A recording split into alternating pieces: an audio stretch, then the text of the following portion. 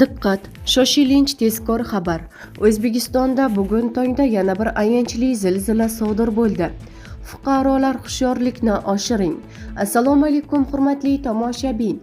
Tezkor yangiliklardan birinchilardan bo'lib xabardor bo'lishni istasangiz, videomiz ostida bir dona like va podpisatsiya tugmachasini bosib qo'yishni unutmang. Afg'onistonda sodir bo'lgan yer qimirlashi O'zbekistonda ham sezildi. Bu haqida Seysmoprognostik monitoring respublika markazi xabar berdi. Bugun 13 fevral kuni soat 03:12 da Afg'oniston hududida zilzila sodir bo'lgan. Zilzila epitsentri Toshkentdan 763 km janubiy g'arbda joylashgan. Magnituda 5.5, chuqurligi 100 km. Epitsentr Bardak, Afg'oniston. Koordinatorlari 34.45 daraja shimoliy kenglik, 68.21 daraja sharqiy uzunlik.